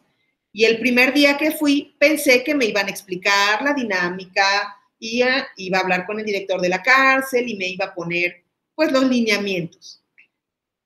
Ese día él ya había convocado a todos los internos, que además no iba a trabajar con las mujeres, iba a trabajar con los hombres. Y cuando entro me dicen, vámonos con los hombres. Digo, ¿cómo que con los hombres? Si no vengo preparada, porque si hubiera sabido que iba con los hombres, creo que hubiera llevado una escafandra y no la putifalda que traía, ni el vestido escotado. Ahora sí que no estaba preparada para eso. Pero me dijeron, no, al contrario, se van a inscribir 300 en tu taller, así como estás. Ándale. Y entonces ya me avientan ahí y yo, bueno, ya veo a estos hombres como, pues el teatro, miren. Entonces ya los invito al taller de teatro y llegan al taller de teatro como 200 hombres y yo de inicio me pongo, no les voy a preguntar el crimen que cometieron, no les voy a pedir que me describan nada, vamos a trabajar en el taller y no me interesa, yo les digo a ellos mismos, a los organizadores, no me interesa saber qué hicieron, ni sus nombres. Bueno, ellos tenían ahí sus apodos y así era como se vivía ese mundo. Pasado un tiempo del proceso, ellos me fueron compartiendo los delitos por los que estaban acusados, porque además, a diferencia de las mujeres, los varones sí tienen esa cosa de medio ligarte desde, soy un asesino, pero a ti no te voy a matar porque estás guapa, porque nos queremos, ¿no? Entonces ya me iban contando y compartiendo sus historias tremendas, pero ellos no querían actuar sus historias, ellos querían actuar comedia, querían hacer cosas donde pudieran olvidar como fuga de eso. Yo insistía en trabajar con las mujeres. Y me decía el director, no, esas sí te van a violar para que veas. No, esas son las peores. Después de mucho tiempo logro entrar a la cárcel de mujeres y específicamente dije, quiero hacer un taller de biografía con ellas. Un mes y no escribían nada y yo estaba muy frustrada. Me decían, es que tú no nos inspiras. Con los hombres todos me querían ligar. Aquí todas me trataban, pero con desprecio total. Después me entero que había llegado una maestra de literatura, había sacado los testimonios de ellas, había publicado un libro, se había ganado una beca con ese libro, había viajado por el mundo con ese libro y había hecho un chingo de lana con ese libro. Y a ellas ni siquiera les avisó. Entonces ellas pensaban que yo iba a hacer lo mismo. Entonces en alguna sesión me dijeron, no, porque la maestra Verónica vino y tiene su libro y no nos dijo nada y no, nada. Entonces yo les dije, a ver, yo les quiero aclarar una cosa. Yo tengo mi carrera, yo soy una escritora a la que ya le va bien y no vengo aquí a sacar las historias de ustedes. Si ustedes no quieren compartir sus historias, está bien. Pero incluso eso que hizo la maestra Verónica, pueden hacer que el director le llame y se las traiga acá enfrente y la confronten, porque eso no es ético. Pues bueno, otra vez vuelvo a lo mismo de, a ver, pónganse guapas y cuéntenme cuán escabrosa es su historia, y entonces yo hago la obra y me voy a viajar por el mundo y ustedes siguen aquí jodidas, ¿no? Y eso me parece espantoso. Entonces, bueno, seguimos trabajando, nada, yo les digo a ellos, pues creo que me voy a ir, voy a cancelar el taller porque pues no escriben nada, no les está gustando y yo no me estoy conectando con ella. Y se me ocurre llevarles mi monólogo en el que hablo muy mal de mí, de mi mamá, de mi papá y de todo el mundo. Cuando ellas ven eso, algo se mueve. Y al día siguiente, cuando llego, les habíamos dado libretas, había conseguido que les abrieran computadoras para que escribieran, nada. Cuando llego al día siguiente, una que se dedicaba al narcotráfico, me avienta la libreta y me dice, mire maestra, 60 cuartillas en una noche, ni Shakespeare. No sé si Shakespeare escribía 60 cuartillas en una noche, la verdad, no tengo idea. Y leo la historia delante de todas de las otras, le digo, ¿me permites leerlo? ¿Puedo leerlo delante de las demás? Sí, claro. Ella se las leo a las demás. Una historia casi como la de la Reina del Sur, que decía, esta cabrona lo vio en algún lugar y me está mintiendo. No puede ser, ¿no?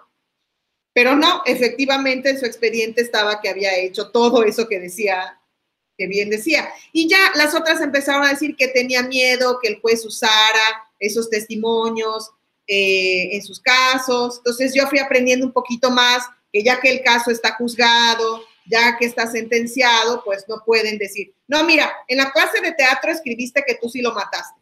No puede pasar eso. Entonces ya iba yo con los empleados de ahí y les decían, no, no va a pasar eso. Les decía, hay una cosa bien bonita que se llama seudónimo. Entonces la ponen y ya no tienen que saber que fueron ustedes, ¿no? Y así empiezan ellas a escribir sus historias, que son tremendas, fuertísimas, y yo les digo, vamos a hacer una obra de teatro de eso, y me dicen que sí. Empezamos a ensayar la obra, y de pronto llega un día, caras largas, y me dicen, no queremos hacer nuestras historias, porque revivirlas nos duele mucho y nos deprime, y empezamos a pensar cosas que nos duelen. Queremos hacer una comedia. Queremos hacer cómo vivió el Baester Gordillo la cárcel. ¿Porque usted cree que el Baester Gordillo vive la cárcel como nosotras? No. Queremos hacer a Gloria Trevi en la cárcel. ¿Porque usted cree que Gloria Trevi estaba en la cárcel como nosotras? No. Digo, cabrón, eso a mí no se me hubiera ocurrido jamás. Pues vamos a hacerlo. Y empezamos a hacer la comedia. Otro día llego y ya se habían peleado entre ellas porque qué puta madre nos importa el Baester Gordillo, que es millonaria, y nosotras aquí el puto juez nos trajo la madre. Entonces era como ir de un lugar a otro, y al final no quisieron hablar del Baester Gordillo ni de Gloria Trevi, afortunadamente.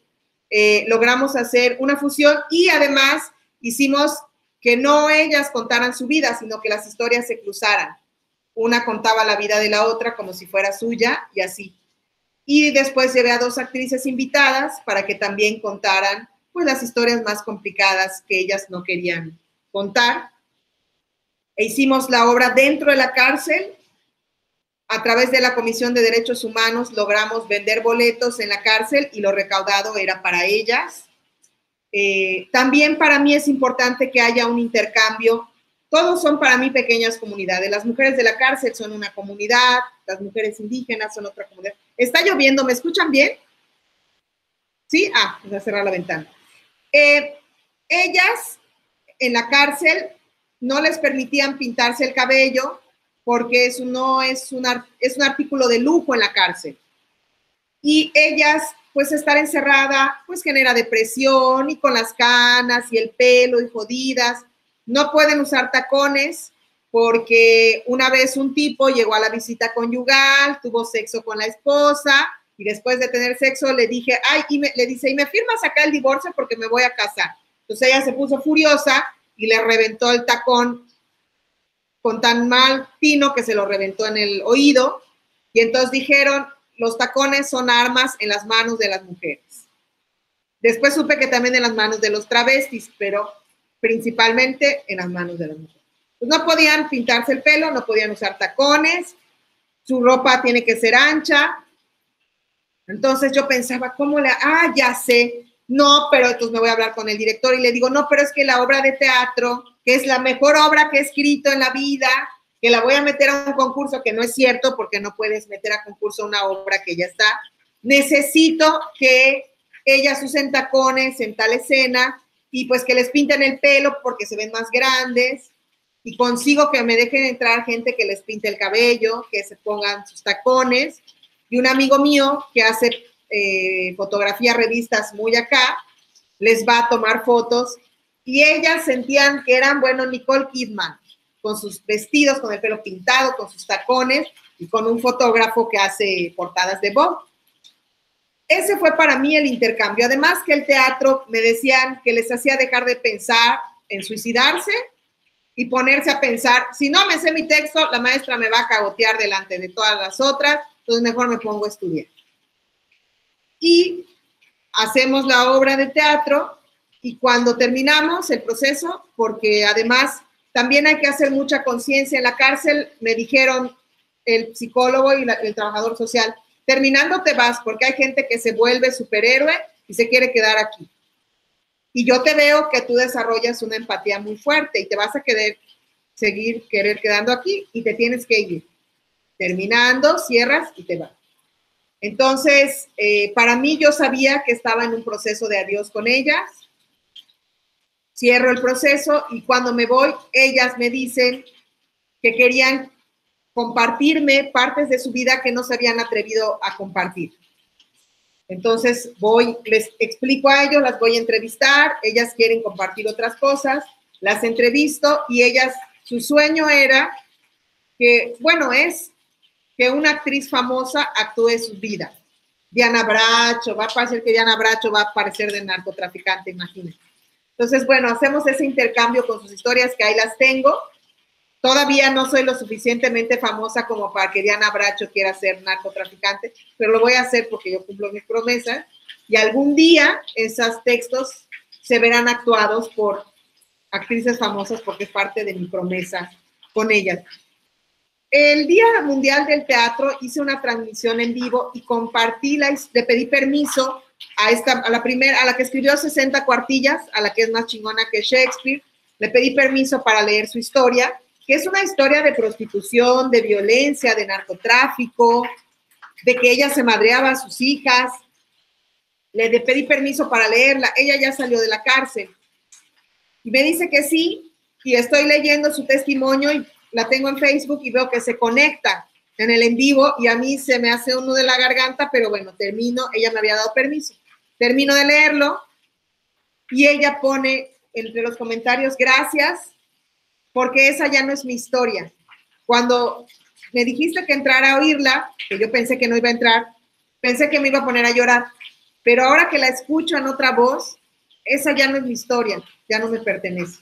Y eso tiene el teatro, poder sacar esa historia y transformarla.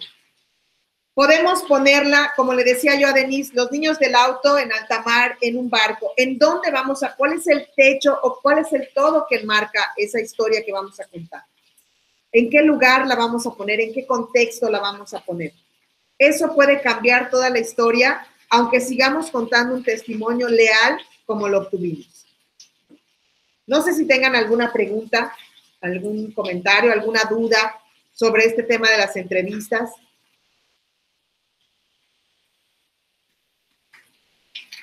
Yo, una pregunta sobre todo en la cuestión de la edición. ¿Cómo decides qué realmente se debe quedar y qué es lo que se tiene que ir? A veces hay cosas reiterativas, pero a veces por el ritmo del texto y porque eso se puede volver como un gag, decido dejarlo. Y a veces definitivamente lo saco. Cuando abre demasiadas historias o puede abrir a otros lugares, prefiero sacarlo. Por decirte, en mi obra donde digo que mi papá era un golpeador y un violento, esa obra yo se la leí a mi mamá y a mis hermanas antes de hacerla. Y una de mis hermanas nos dijo que mi papá una vez llegó alcoholizado y la violó cuando yo leí esa historia. Y me dijo, si vas a ponerlo, ponlo todo o no lo pongas, o no hagas nada. Y yo me puse a pensar, yo aquí quiero denunciar que mi padre era un violador y que mi madre se quedó ahí y que nos lastimó al hacer eso.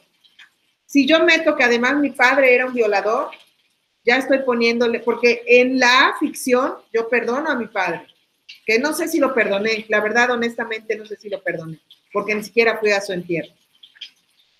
En la obra sí. Si yo metía el ingrediente de que además era un violador y mi hermana era casi una niña, la historia iba a cambiar radicalmente. Y yo preferí decir en la obra, entonces mi hermana me quiso decir y yo le dije, haz tu obra, haz tu pinche obra y no te metas en la mía, ¿no?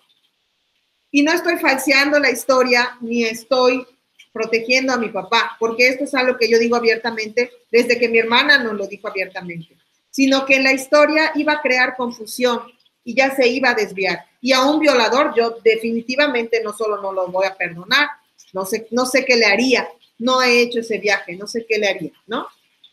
Pero eso, era otra historia, otro ingrediente que iba a mover la historia hacia otro lugar.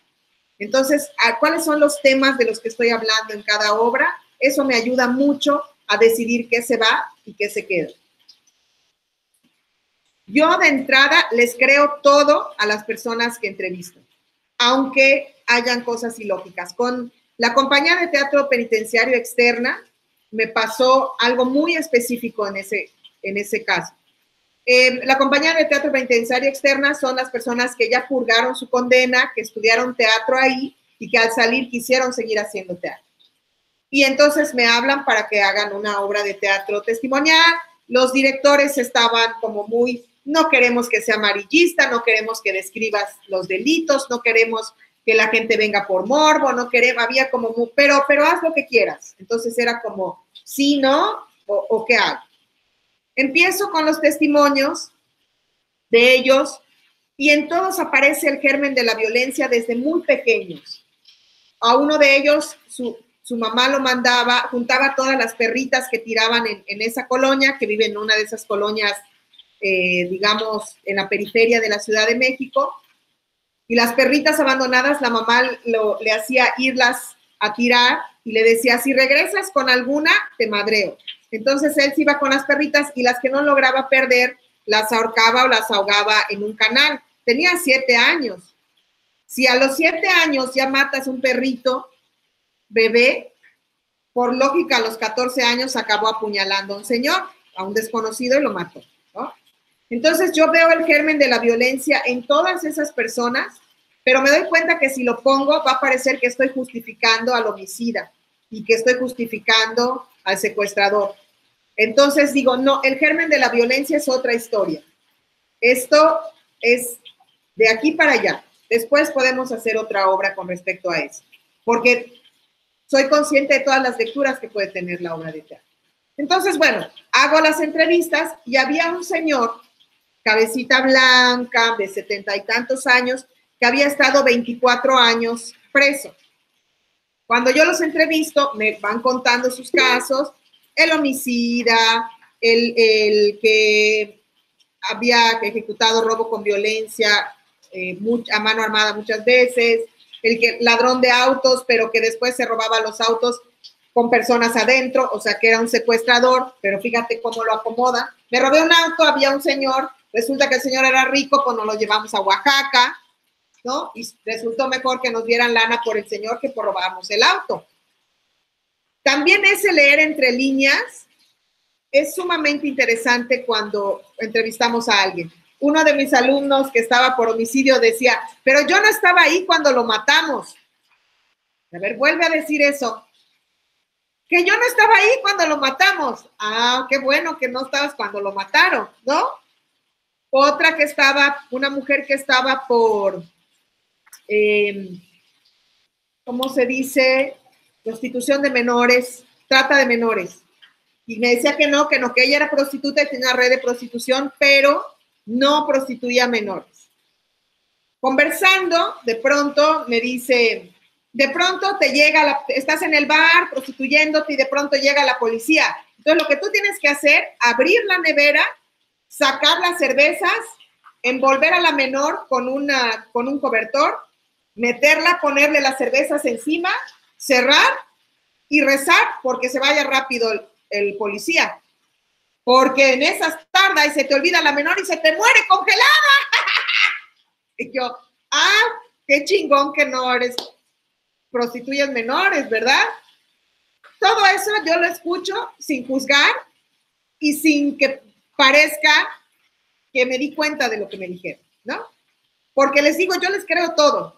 Después empiezo a pensar, ¿y por qué tenías que saber esa estrategia si tú no prostituías menores? Pero bueno, en este caso de estos 4 hombres que les digo, 3 me contaron toda la situación que habían vivido, estuvieron presos en Santa Marta, Catitla, y el cuarto, de 75 años, un señor de pelito blanco, un viejito risueño, re chulo, re amable, me cuenta que su delito había sido que vendía celulares robados y por eso lo meten a la cárcel. Yo le creo, él tiene una historia de que en la cárcel se enamora y se casa, entonces yo hago una mezcla entre de cuando se roba los celulares, lo meten a la cárcel y ahí se enamora. Una historia de amor re linda. Cuando llegan los directivos de la compañía a ver uno de los ensayos, me preguntan, este señor se llamaba Mares. ¿Por qué a Mares le inventaste que se robó celulares? Dije, yo no inventé que se robó celulares. Él me dijo que se robó celulares y en ese momento mi cerebro dice, estuvo 25 años en la cárcel. Hace 25 años no había celulares, ¿no? Y por robarte celulares no te dan 25 años en Santa Marta. ¡Qué pendeja fui! Yo jamás cruzó por mi mente porque ellos tienen toda mi creencia. Yo les creo todo. Cualquier persona hubiera pensado que hace 25 años no habían celulares. Cuando me dicen eso, mi cerebro hace la pregunta y dice, ¡qué pendeja! Y les digo, ¿por qué estuvo preso? Por violación. Entonces, para mí, fue el acabose. Bajo al ensayo y entonces me dice, tus otros compañeros que sabían que había estado preso por violación, cuando cuando leen el texto, se quedan como asombrados y me dicen, oiga maestra, pero no teníamos que decir la verdad. Y yo, ¿qué te importa? Podían decir lo que quisieran, no te metas. Y entonces, oiga maestra, pero no, él no tiene que decir lo que tú quieras, él va a decir lo que él quiera. Obviamente los otros sabían que él estaba mintiendo y querían decir, pero yo no quería eso, yo le creía a él. Entonces bajo al ensayo furiosa, porque me había engañado este pinche violador de mierda en mi cara y yo le había escrito una historia de amor porque no sabía que me había engañado. Entonces, bueno, me dicen los directivos, pues dile que te diga la verdad, porque además ellos salían con su letrero, con su delito, por la clásica foto de... Y él salía con su letrero de ladrón. Entonces me decían, no. Y eso fue hace 5 años. Me decían, en este momento tiene que salir con su letrero de violador, porque se estaba destapando todo este tema de la violencia contra las mujeres. Para que le tiren un tomate al desgraciado, para que le tiren zapatazos ahí en el escenario. Yo me peleo un poco con ellos, les digo, eso se lo deben decir ustedes, yo no. A mí ustedes me pagan por esto, pero todo lo otro tiene que ver con ustedes.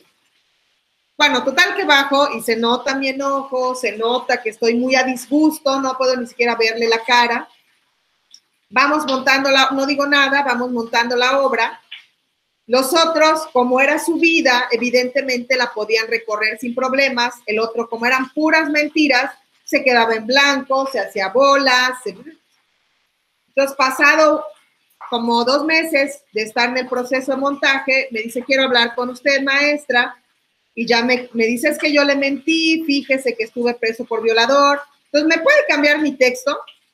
Y le digo, no te lo voy a cambiar, y no te lo aprendes porque son puras mentiras, porque tu cerebro está luchando contra tus mentiras y la verdad. Y porque estás oyendo que los otros cabrones están diciendo, yo le di 20 puñaladas a un cabrón y tú estás diciendo que te enamoraste en la cárcel. No lo voy a cambiar. Y es tu pedo si te quedas en blanco en plena función. Y claro, los otros muy contentos de que yo lo hubiera confrontado. Me insistía que le reescribiera el texto y yo le dije que no. Pero una de las directoras artísticas sí le dijo, ¿por qué mentiste? Y vas a salir con tu letrero de violador. Y entonces sale su parte cínica y dice, salgo con mi letrero de violador, me vale madre. Entonces me doy cuenta que de nada sirvieron 25 años en Santa Marta, Catitla, que es un cínico y que haber violado a esas mujeres le valía madre. Afortunadamente se fue y yo siempre les digo eso, en temas de testimonio, el teatro te abraza o te escupe para afuera. Y lo he visto 2 veces con gente que busca tergiversar su historia y de pronto el teatro dice, bueno, yo soy muy romántica y creo que es así. Pero sí lo creo. Creo que se ve cuando algo no viene de un interés verdadero y profundo, sino porque se pone de moda. Yo he visto que este teatro biodramático, testimonial, se ha puesto de moda. Pero a ti no te duele eso de lo que estás hablando. No está ese hilo rojo conectándote con esa historia. Que para mí, por eso es muy importante la imagen irradiante, de la que hablamos del principio. ¿Alguna otra pregunta? Alan. Perdón, Conchi, eran 2, pero ahorita me voy a ir a la última.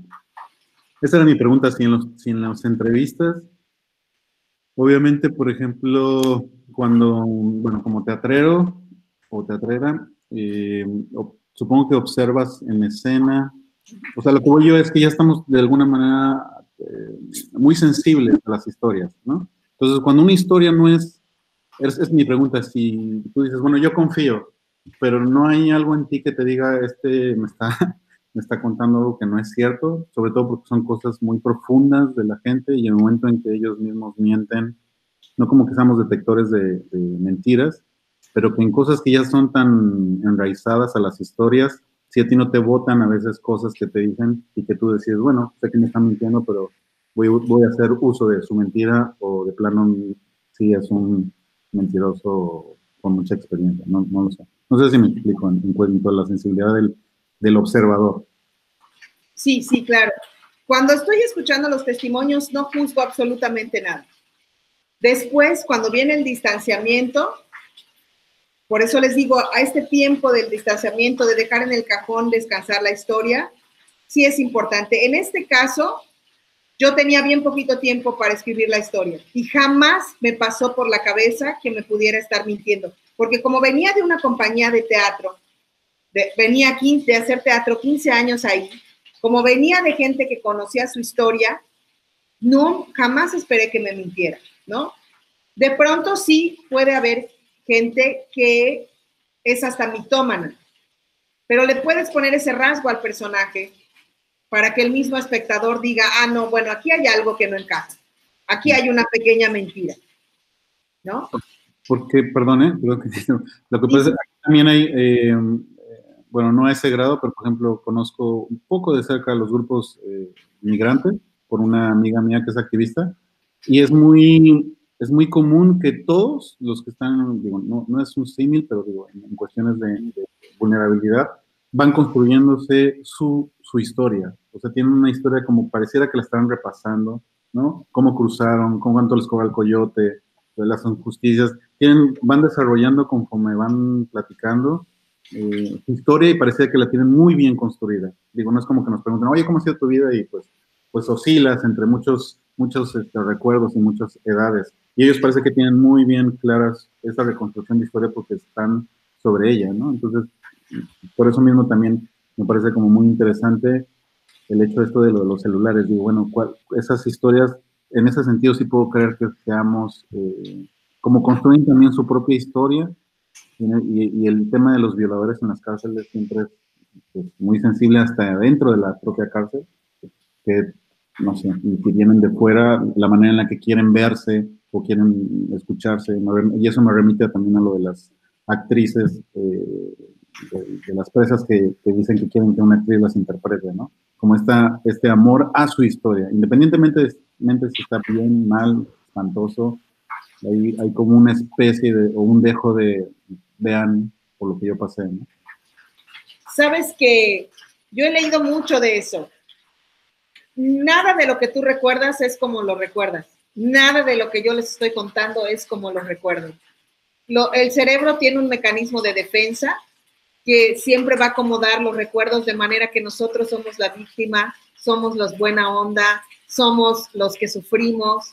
Es increíble la plasticidad neuronal va a nuestro favor y acomoda los recuerdos de esa manera. Si tú le preguntas ese mismo recuerdo a tu hermana, a tu mamá, a la gente que estuvo ahí, va a decir, no fue así, porque tú en ese momento te fuiste. Entonces, los recuerdos no tienen pureza y por eso me gustan tanto. Y también por eso creo que no tengo problemas, porque quizá no es una parte de la vida porque al final cada quien decide contar lo que quiere contar. Y si quiere contar esa parte de la historia que se ha construido en su cabeza, esa es la que yo recepciono. Y también siempre lo digo, así me lo contó, y así lo comparto, pero yo no estoy segura si así fue. Es parte de un testimonio, y claro, de un testimonio de personas que estuvieron 25 años en Santa Marta, Catitla. Digo, como decían las presas, ninguna de nosotras está aquí por rezar el rosario. Pues no. Claro. Entonces sí, claro, hay cosas que se contradicen. Y como esas frases de yo no estaba ahí cuando lo matamos, te puedo decir muchas, y dicen más esas frases que todo el discurso que ellos se echan. Pero si ellos no han visto que tú les crees, que tienes la confianza y que estás conectado, no van a dejar salir esas cosas. Se tienen que sentir en un ambiente de confianza para dejar salir esas cosas. Yo no permito que me acompañe nadie a mis entrevistas, no porque no quiera que sepan o conozcan, sino porque cuando yo entrevisto a alguien, le dedico toda mi atención y todo mi tiempo. Y si es en un restaurante, ni como, ni bebo, ni nada. Y cuando me ha acompañado Osvaldo, en el momento en que la señora me está diciendo que su marido la violaba, Osvaldo, oiga, ¿me trae más salsa? Y me revienta que suceda algo así. Porque si alguien me regala su tiempo, lo mínimo que le puedo dar es toda mi atención.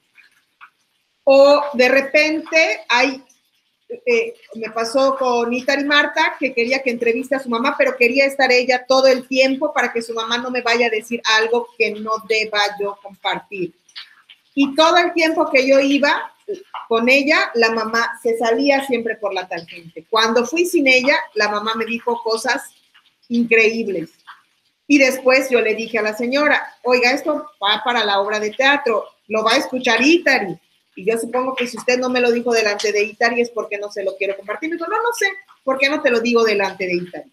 Entonces no es una buena idea si les contratan para entrevistar a algún familiar que les acompañe a esa persona, porque es otro el testimonio. Y cuando ustedes vayan, tienen que dedicar toda su atención, todo su tiempo, su energía, su amor en escuchar y creerle a esa persona. Después podemos encontrar esas cosas que hacen que se contradiga en la historia o descubrir que esa persona es mitómana o que tiene muy bien acomodada su historia. Entonces nuestro trabajo va a ser desacomodar y meter esas fugas para que el público diga, no, pues no se la creo toda, aquí hay algo que no encaja, ¿no? No hay que victimizar a nadie. Yo cuido mucho ni la autovictimización, ni nosotros victimizar a nadie. Eso en los testimonios de pronto nos da por victimizar. Y no, para nada. Esos tipos son unos cabrones. Ahorita sí lloran cuando hacen la obra, pero cuando ellos torturaban, no tenían ninguna piedad de los otros. Y eso a mí me queda claro. Por eso cuando ellos empiezan, no, pero no te victimices, papá. O sea, también tú. Te enriqueciste o hiciste tal y mataste a ese señor, entonces no te victimices. Yo digo también que cada alma viene equipada para algo. A mí alguna vez me invitaron a trabajar con niños con cáncer y no pude, porque que alguien se ría y le duela, no puedo con eso. Fui una vez y no regresé. Les dije, yo no puedo con eso. Después fui a un asilo de ancianos con Alzheimer, que con problemas ya de demencia, y salí muy mal. En la cárcel, yo no sé si porque mi papá era un delincuente, me fascina aventarme los tiros con ellos. Cuando empiezan, es que la sociedad aquí, no te hagas pendejo. Y claro, luego me dicen, maestra, este mató como a 5, bájele. Entonces, a ver, mi amor, no, pero mira mi vida. Entonces ya le doy la vuelta. Pero me encanta. También cuando digo, ya hasta aquí llegué, me pasó en Santa Marta, Catitla, que no es lo mismo un cerezo de un estado a Santa Marta, Catitla, que es una cárcel de alta seguridad, que significa que están los peores delincuentes en cuanto a secuestro, violaciones, homicidio, tortura. Las historias son tremendas, que yo no tengo ni una historia de Santa Marta, Catitla he agarrado para ninguna obra de teatro, ni creo que la agarre, ¿no? A mí una cosa con la que estoy en desacuerdo con la compañía de teatro penitenciario de Santa Marta, Catitla, es que siempre hacen Ricardo III y son asesinos y violadores. Entonces les decía, siempre van a ser, tú que eres violador, siempre vas a ser de violador. Tú que eres asesino, siempre vas a ser de asesino. O sea, ¿por qué no hacen otras obras? ¿Por qué obras sangrientas, violentas, donde se siguen matando y drogando? No entiendo. Si el teatro es para visitar diferentes personajes, ¿no? Un poquito como para empujar por ahí. Pero en la penúltima sesión que estuve en Santa Marta, Catitla, estaban escribiendo sobre cosas de su vida y alcancé a escuchar que uno le dijo a otro, a ver, ¿por qué no escribes de la violación, de que violaste, no sé qué? Y el otro le contestó, hay de violadores a violadores, yo no violo niños como tú. Y se lo dijo a uno guapísimo, que yo lo veía y decía, este guapo, ¿por qué estará aquí? Cuando dice eso, que era un violador de niños, que además nos han vendido que el feo es malo. El guapo no es malo. El feo, y ese joven guapísimo era un pederasta. Cuando escuchó eso, y yo le había dado la mano cuando entré, ¿qué pasó, maestra? Lo saludé, dije, yo no le quiero volver a agarrar la mano a un pederasta, que yo sepa que es un pederasta, en 5 años. Y entonces les dije, hoy fue el último día que vengo. Me quedaba una sesión más, ya me lo habían pagado. Les dije, la sesión se termina hoy, me despido de todos ustedes y les dije a ellos, no voy a volver a los organizadores, yo no vuelvo. Les puedo mandar a Osvaldo para que les ponga una coreografía, pero yo no vuelvo. Y también uno tiene que ser honesto consigo mismo y decir, mi tramo en esta comunidad terminó aquí. Y me siento muy contenta de haberlo hecho, porque yo ya iba a empezar a juzgar a ese hombre y ya lo iba a empezar a maltratar. Y ese no es mi trabajo. Mi trabajo es enseñarles teatro. Y eso yo lo tengo muy claro. El trabajo del juez es juzgarlo y gracias a Dios va a estar 80 años en la cárcel. Pero cuando no puedo hacer mi trabajo bien, éticamente, como yo sé que debo hacerlo, no estoy ahí, no me meto ahí. Entonces no lo hagan ustedes, ni por moda, ni porque de pronto tuvieron el chance. Hay gente que me escribe, de repente, ya mi proyecto del FONCA es dar clases en la cárcel, qué bueno. ¿Cómo te ganaste la confianza de las presas? No es una receta de cocina, ganarse la confianza del otro, ¿para qué? Para que te cuente eso escabroso que quieres escuchar, no me parece ético. Entonces hay que tener mucha claridad en la búsqueda de nuestras historias, hay que tener mucha empatía, mucha conciencia de uno mismo para no transgredir esas historias y transgredir esas personas. ¿Alguna otra pregunta? Perdón, me apasioné con tu pregunta. Gracias, muchas gracias. Sí, Joan.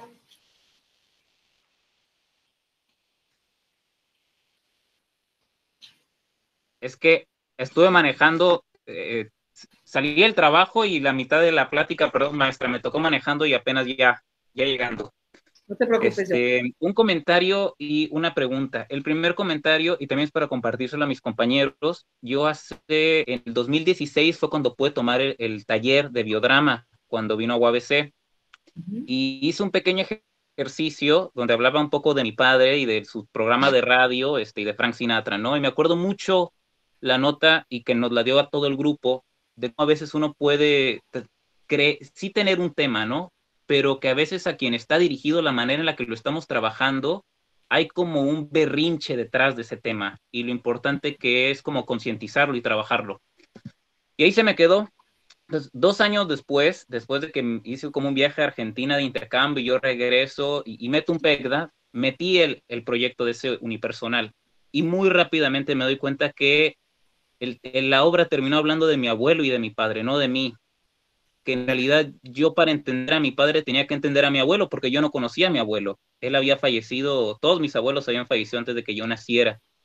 Y fue una gran enseñanza, y afortunadamente al unipersonal le fue bien, a nivel estatal, y a mí me dejó muy contento. Estaba muy nervioso, obviamente, cuando mi papá lo leyó.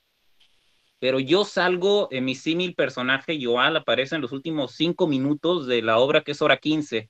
Y en realidad es la historia de mi abuelo, de don Adolfo, y de mi papá, ¿no?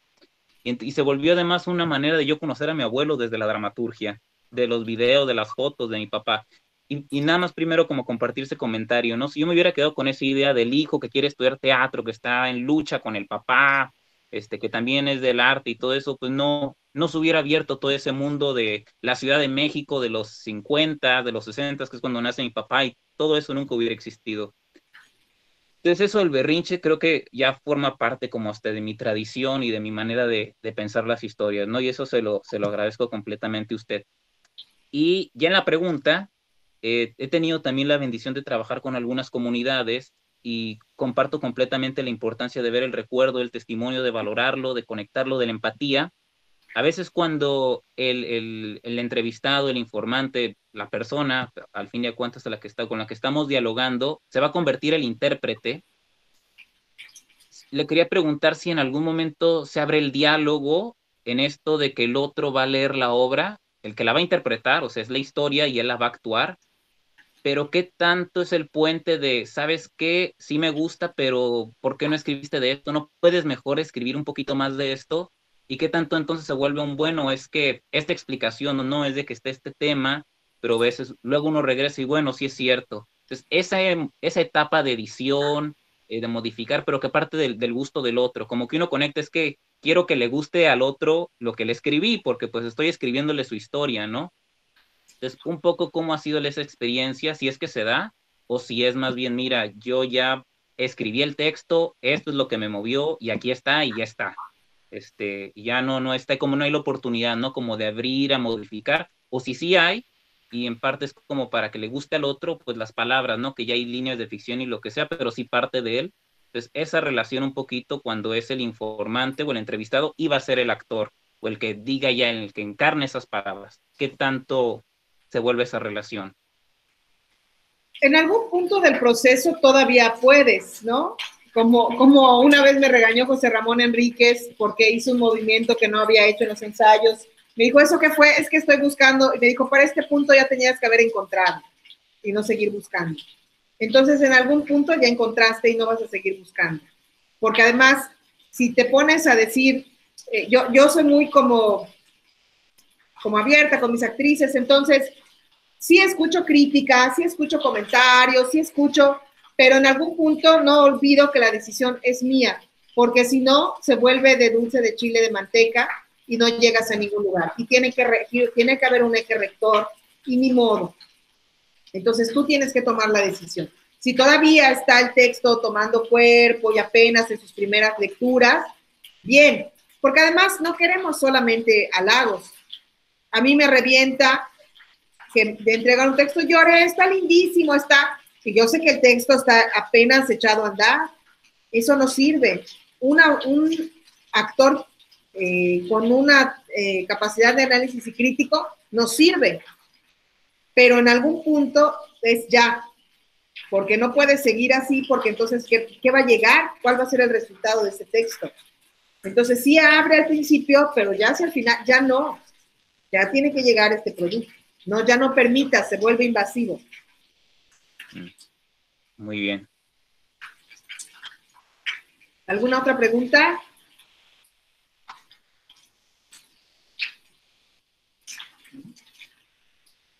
No, pues, ¿alguien más? Bueno, pues ya no seguimos abusando de tu tiempo. Ya para ti son las 10 de la noche. Pues aquí apenas son las 8, apenas vamos a festejar el fin de semana. Y ya estás, ya te vas a dormir ahorita. A tomar tu chocomil y a dormir. Entonces... No, una cervecita. Bueno, Conchi, te agradecemos muchísimo todo lo que nos has compartido de las experiencias, las enseñanzas, y pues otra vez, muchísimas gracias por este acto de generosidad para con nosotros. No, pues qué padre que están escuchando a diferentes voces del teatro. Siempre es así, siempre hagan su mezcolanza, no se queden con una. Eso es como lo más rico. Y bueno, pues inviten a ver sus obras, que me encantará descubrirlas. Muchas gracias. Hasta Tijuana.